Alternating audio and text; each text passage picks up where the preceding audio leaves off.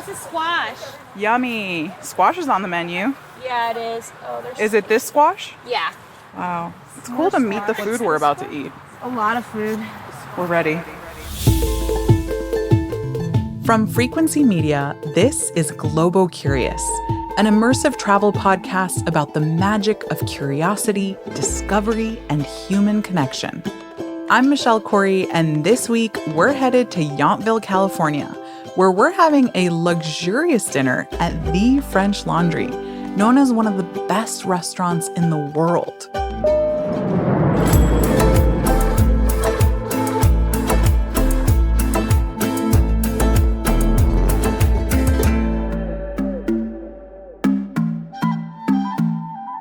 I have to start this episode with a bit of a disclaimer. I've never considered myself a foodie. I know. And now, with inflation surging in the US, going out to eat is even more expensive than it used to be, which means my standards are even higher for what I expect from a restaurant. The way I see it, a meal should be about more than just the hype behind it. It should be about the creativity, the care, the feeling it leaves you. As you might imagine, dining at The French Laundry brings even more of that expectation with it. But we'll get to that soon enough. First, let's talk about Napa, and more specifically, its brand. My friends and I were at Pride Mountain Vineyards, which straddles both Napa and Sonoma counties, when a small moment spoke volumes. If you listened to the last episode, then you and Nicole, our winery and tasting guide, are already old friends.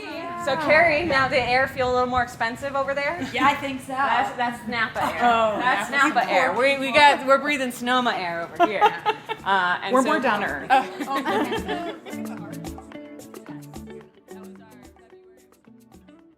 I found Napa to be strangely antithetical to itself. On the one hand is the reputation it's known for, as being this bubble of high society. Several people I've talked to about it, including Napa natives and residents, have gone as far as to call it stuck up. I assume they were referring to the people who live there, the wealthy winos and winemakers. But in fact, the only time I experienced that attitude was from a few servers and bartenders in downtown Napa. So maybe what I felt there wasn't so much contradiction as it was illusion. As if Napa is a sort of Disney World for winos and foodies who visit with the end goal of bringing home stories of expensive sips and illustrious bites. I suppose then the real disclaimer, now and in every episode, is that my experience with each destination is usually limited and it's uniquely my own. You and I will find ourselves in a constant tug of war between agreeing and disagreeing when it comes to something as subjective as experiencing the world. And you know what? That's the fun part. If you listened to the last episode, you know I visited Napa with 3 other women: my sister Sabrina, her wife Carrie, and Carrie's sister Teresa. I can guarantee you that every single one of us walked away with a different take on our experiences. 4 people spent 4 days together and ended up with 4 completely different dissertations about it. One thing we can all agree on, though, is that Napa is known primarily for 2 things: wine and food. And the French Laundry is by far the crowning jewel in Napa's food scene, especially since its culinary ethos is to showcase the local flavors of the region. It's a true ode to California cuisine. And like the county it calls home, the French Laundry embodies its own sense of contradiction. It's a restaurant that wants to be a place where people come for a good, relaxed meal, as if they were at their friend's house. So we call it dining room and kitchen. We don't call it front of house and back of a house. Because at your house, you don't call your kitchen the back of the house. That's Rafaela Dulanto, and at the time of this recording, she was the restaurant manager for the French Laundry, and my childhood friend. Rafa and I met when we were just 5 years old, bringing our tally to 31 years of knowing each other. Bananas! No one could have predicted that 3 decades after our moms became besties, we would be in this moment together. Or that 3 weeks before that, she would go on to marry the famed chef de cuisine of the French Laundry, David Breeden. And David certainly couldn't have predicted that he would, 2 weeks before our visit, and his 2-decade career with the Thomas Keller Restaurant Group, 12 of which he spent as chef de cuisine. Why did you quit before we were there? Didn't you know? So shouldn't you have scheduled your life around us? I know. I know. Hello? Rafa and David stopped by on Saturday, the day before our much-anticipated dinner at the French Laundry, to chat with us while we had breakfast in our Airbnb's beautifully landscaped garden. That's when we learned about the restaurant's long-held ethos, part of that contradiction I mentioned earlier. Here's the thing, is that a lot of times restaurants, they do a lot of R&D for the food, and they work on it for months at a time, and then finally this team deems it to be perfect, and okay, now this is perfect. When they put that much energy and effort into it, they get offended when people try to change it. For us, we just cook dinner. We make a meal out of the ingredients that we have. There is no R&D. David is particularly referring to fine dining Michelin-star restaurants. The Michelin Guide, the organization that awards stars to restaurants like the French Laundry, carries with it an interesting paradox and an even more fascinating history. The guide was first printed in 1900 by Missouri. Who's the fastest growing tire company in America? Michelin! At Michelin, we put you first. Yep, the Michelin Tire Company. It started as a small travel guide to inspire motorists to take more road trips and, as a consequence, use up more tires. In a strange turn of events, the guide's star rating system eventually became the most coveted mark of excellence in the culinary world. Earning Michelin stars is akin to bringing the world to your doorstep, literally. 1 star means a restaurant is a must if you're already in town. 2 stars means it's worth the trip if you're within reasonable driving distance. But 3 stars? That means the restaurant is the destination and is worth making a trip to eat there no matter the distance. You can imagine how this level of acclaim would come with some pretty major perks, right? Like allowing restaurants to increase prices astronomically and making reservations super exclusive. But it also locks them into a stratosphere of perfection that leaves no room for error. And that's where things get tricky. Michelin stars, for better or worse, don't mean the same thing across the board. There are street food stalls with Michelin stars, and then there are palatial restaurants where the entire space feels like an abstract interpretation of a restaurant. According to David, the French Laundry, in a very Californian way, has always sought to be chill and approachable, even with its hoity-toity 3 stars. There is no R&D. There are basics that have been kind of galvanized in a way. We know the sauces, we know the proteins, the vegetables come into play, whatever's fresh and best. We interpret those ingredients, we make a meal. The only goal out of making that meal is to have nice balance of flavors, textures, temperatures, cooking techniques, presentations. Serve that meal to our guests, make our guests happy. That's it. That's the goal. If you want this instead of that, no problem, because we just made this menu today. Then tomorrow, we're not going to make this menu. It doesn't matter to us. So we can serve you something totally just made right there at the moment. It doesn't matter. Philosophy is the guest. Yeah. Always. Yeah, or make a nice meal. Really, it's cook dinner. Cook it. It's a lovely sentiment, it is. But it's not entirely realistic with a restaurant that's shrouded in the gravitas of its own reputation. A reputation that extends beyond just food into something bordering on legend. This is the restaurant where the world's elite, including celebrities and heads of state, come to dine. Where each reservation may as well be a golden ticket, and where the meal is seen as a gourmand's mecca. You guys open it at midnight or something? 10 a.m. Pacific Standard Time. How far out can you book a reservation? So September 1st at 10 a.m. our time, we'll open up all of October's reservations. We were talking about how lucky we are. I mean, I didn't realize. Yeah, a lot of people can't make reservations. We had one time a couple that had basically brought to dinner a coffee can, and it said like TFL on it. And they had put in all their money in there. And they said they've been saving up for 3 years to dine. The reality is that the French Laundry is far more than a relaxed meal. It's a pilgrimage. And this is where the weight of expectation must be heavy. With a reputation like the French Laundry's, every diner expects a flawless experience, an otherworldly evening where no detail is left unnoticed and where every dish feels like a work of art. But can any restaurant, even one as storied as this, truly live up to that standard? For me, dinner at the French Laundry was marked by this tension. It was a night where brilliance and beauty danced with moments of underwhelm, where the legacy and weight of Thomas Keller's empire were palpable, and yet the reality didn't always match up to that mythology. I chose to be the designated driver that night to save on the steep cost of wine, where a single glass could easily set you back $75. As I drove through Yountville's quiet streets, the historic two-story building adorned with the famous sign came into view. I parallel parked right in front of the building between the restaurant and its gardens. We arrived Sunday at 6:45 p.m., 15 minutes before our reservation, for an exclusive garden tour led by Rafa. She opened the gates for us as I tiptoed over the grass in my stilettos to find row after row of edible flowers, fruits, and veggies. We approached a semi-translucent hoop house humming loudly with the sound of generators when Rafa stopped to explain the logistics that connect the garden and the kitchen. Oh, look at So these are those. just microgreens. Basically, they create the menu the night before, and then the chefs will basically place an order for what they need.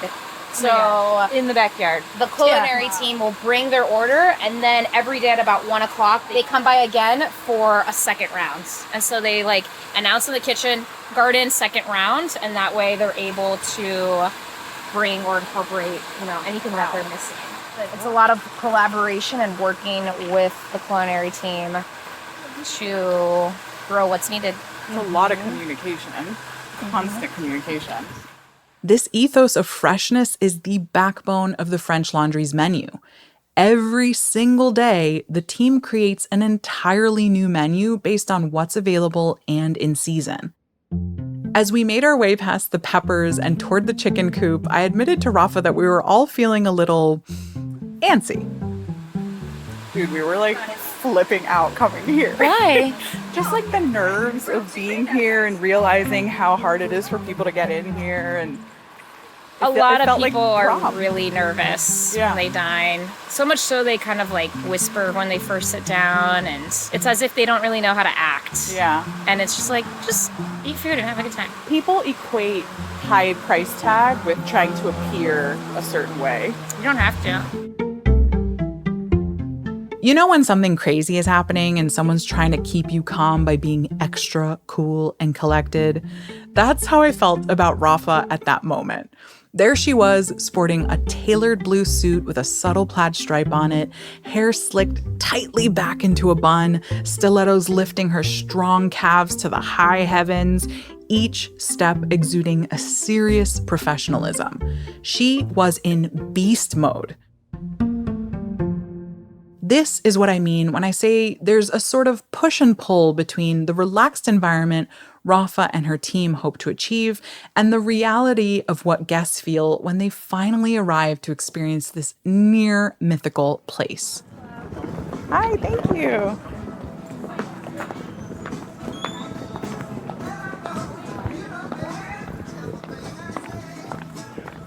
That's the sound of us practically catwalking into the French Laundry. The stone building was built in the 19th century and originally served as an actual French steam laundry. Walking through the stone archway into the restaurant's expansive courtyard felt surreal. There's a palpable sense of anticipation in the air as you enter. Our heels click-clacked past the other diners whose eyes turned to scan us. Walking into the French Laundry puts you on display. It's not just another dinner reservation. It's a statement. It means you've quite literally secured your place at a very coveted table. And even for just one night, you're part of this rarefied world. A large green courtyard stretched out in front of us, brightly lit under the summer sky. In the center stood a crepe myrtle, a stark white tree whose curved branches reached straight up as if pushing its fuchsia blossoms toward the sun. 20 feet further, we were greeted by an imposing sculpture by artist Annie Morris, a vibrant stack of colorful stone orbs that balance the tree's more ethereal presence with a touch of whimsy. A centerpiece of the space is the striking green glass enclosure with a section of clear glass that allows guests to watch the chefs at work in the kitchen. Yeah, so this is fretted glass. So it's 5 panes of glass. Each pane has a different pattern, and they say it's supposed to mimic chefs' hand movements on the pass. Very cool. I think it's also supposed to match the ivy that grows on the building, so that's why it looks greenish. And chef wanted to emulate the Louvre, so a modern structure next to historic monuments. Yeah, cool. Very cool. Rafa sat us in a picturesque little garden area, slightly shielded from the rest of the outdoor space. She popped open a bottle of Veuve Clicquot in honor of my sister's 40th birthday and learned about the joys of field recording. Will the sound come out? Yeah, but you just interrupted it. Good thing you have 2 more glasses to pour. Do you want to hear it? Yeah.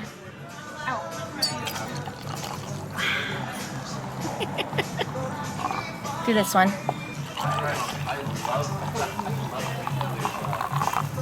Cool, right? Best one.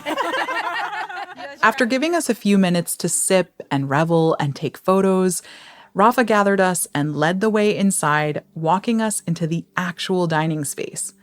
I'll admit, I expected some grand, lavish environment that would mirror the hype and legacy of the French Laundry. Instead, I found myself in a simple, dimly lit space with neutral tones that were neither overly dramatic nor flashy. The room was serene, almost minimalist in its elegance. There were subtle nods to the building's origins as a laundry, like the small icons on the lampshades that mimic the symbols you find on a clothing tag. The table settings were immaculate, the dishware custom made, and each napkin was pinned with a small clothespin that read "The French Laundry." I had expected grandeur, for sure, but in a way, that simplicity felt like its own kind of elegance. It wasn't long before the first of many servers approached, preparing us for the evening ahead. Cheers, you guys. Hi. Hi there. How are you doing? Good. I'm doing well, thank you. Very nice. Fancy glass, fancy water. Absolutely. And by evening, I mean a marathon of indulgence featuring a staggering 13 courses. The entire experience was extravagant, decadent, and at times even overwhelming. Early on, the sommelier Alex joined us to walk through the beverage options for the night. You've got a lot of options for beverage service depending on the quantity and variety you'd like to taste. We can explore individual glasses, half bottles, full bottles, pairings, non-alcoholic beverages, very rarely before. The name of the game is customization and personalization.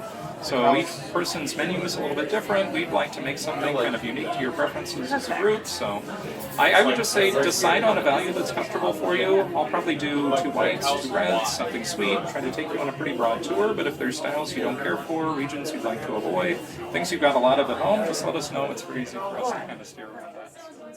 The French Laundry apparently has the largest half-bottle collection in the US, a fantastic option if you like to sample multiple wines throughout the night, although not exactly a budget-friendly one.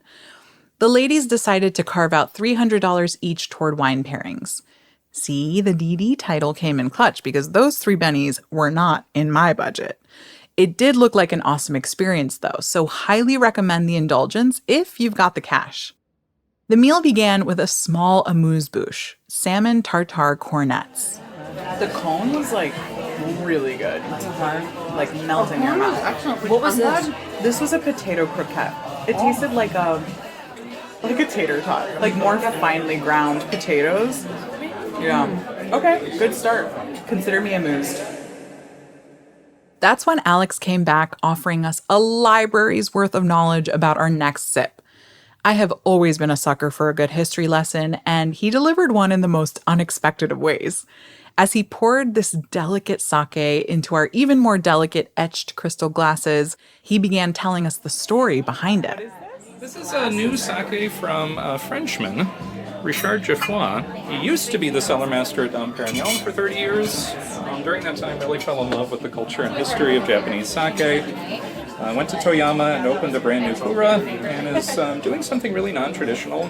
To me, sake is very much about history and tradition. You've got people that have been living on the same land for 17 generations, 1,300 years in some cases, and it's very much about following traditional recipes, highlighting traditional ingredients. So that idea of blending sake with a very specific flavor profile in mind, using modern technology, it's not what sake has been historically. And I think it opens a really interesting conversation about authenticity, tradition versus modernity, who gets to express their kind of viewpoints through sake. So I think it's just, if anything, After learning all of this context, I sipped the sake even more slowly, letting the flavors settle in and feeling the history and craftsmanship in every drop. It was the kind of moment that makes you appreciate not just what's on your plate or in your glass, but also the centuries of knowledge and passion that brought it there. And that is when the courses began, one after another, a whirlwind of wildly unique dishware and local ingredients. Of the 13 courses, there were a few standouts that will stay with me forever. One of them was the legendary Oysters and Pearls, a dish that has never left the menu in 25 years. It's a sabayon of pearl tapioca with Island Creek oysters and caviar, and it was spectacular. The texture, the balance of flavors, and the presentation all worked in perfect harmony. As one of the first dishes of the night, it set the bar high. But here is where the weight of expectation bears down.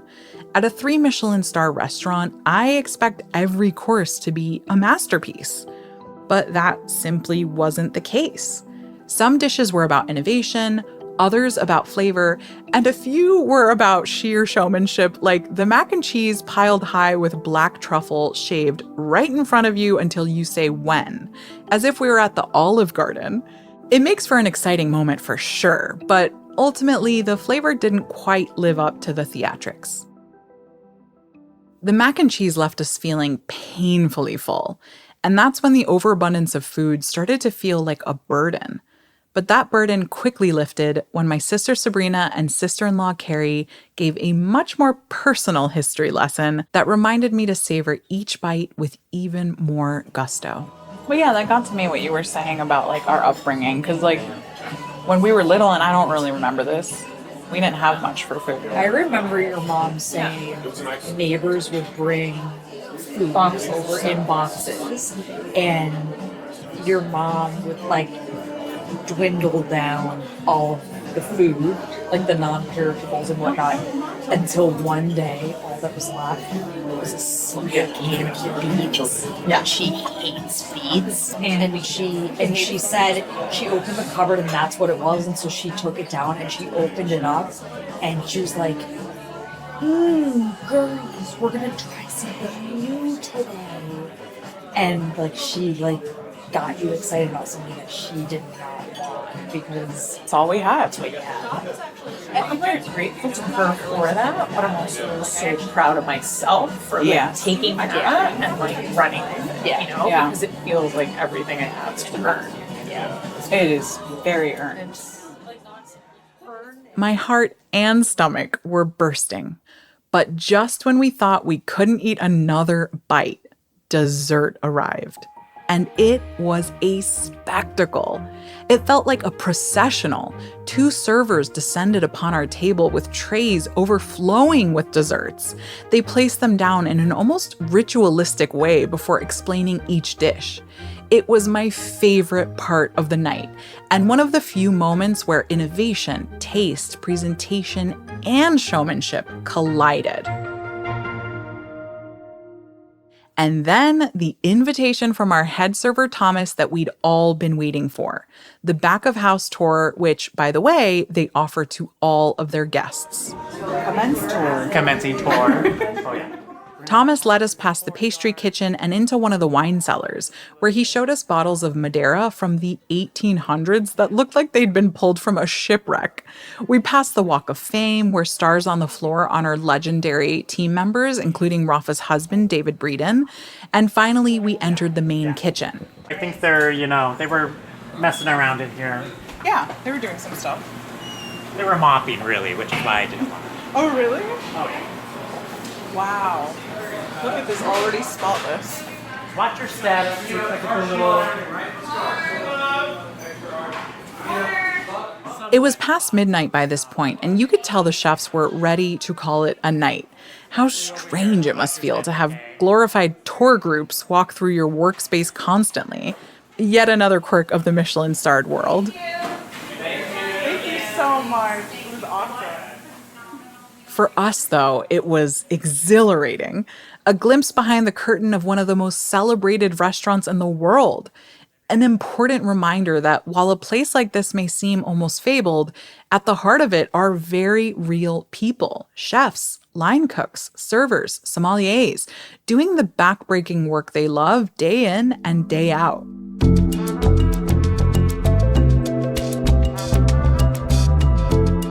As the night drew to a close and we stepped back into the cool Napa air with our goodie bags, I paused to reflect on everything we had just experienced. Sure, there were times I found myself nitpicking. It's easy to do that when you're at the French Laundry with all that prestige swirling around it. The tiniest details do and should matter when you're paying that much for a meal. But what's really at the heart of a night like this? Ultimately, it wasn't just about the food or the service. It was at its core a celebration, of course, of my sister's 40th birthday, but also of our lifelong friend Rafa's achievements, and of the hard-earned blessings that have come to shape who we are today. We sat there, 4 women who've worked tirelessly to get to this point, sharing a meal that symbolized not just luxury, but also our come-ups. I think back to those moments at the table, the joy, the laughter, the memories we relived. And I realized that that's what made the night special, the connection. In the end, that's what travel and these kinds of meals are really about, connection.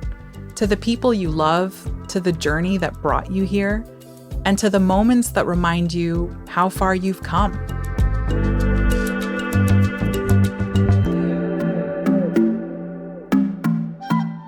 Thank you for joining me for part 2 of our Napa Valley adventure. If you want to learn more about our other dining experiences on this trip, from Coqueta in San Francisco to Gotz's Roadside in St. Helena, make sure to check out the Carry On episode where I break down our full itinerary. On the next episode of Globocurious, we journey to Medellin, Colombia, a city alive with resilience, creativity, and transformation.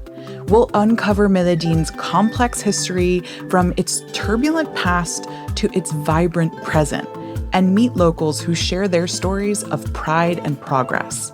Until next time, stay curious. Globocurious is an original production of Frequency Media.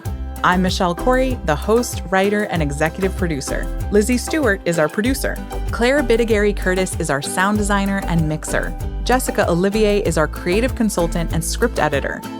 Special thanks to Sabrina, Carrie, Teresa, Rafa, David, Thomas, Alex, and the entire French Laundry team for allowing me to capture our experiences.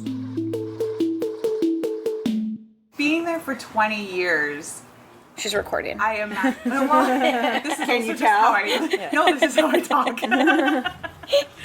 Imagine going on a date with me. I'm like, so in your experience, when you were growing up, Do you have notes? Yeah, right? I'm No, recording. I said- No, during the date.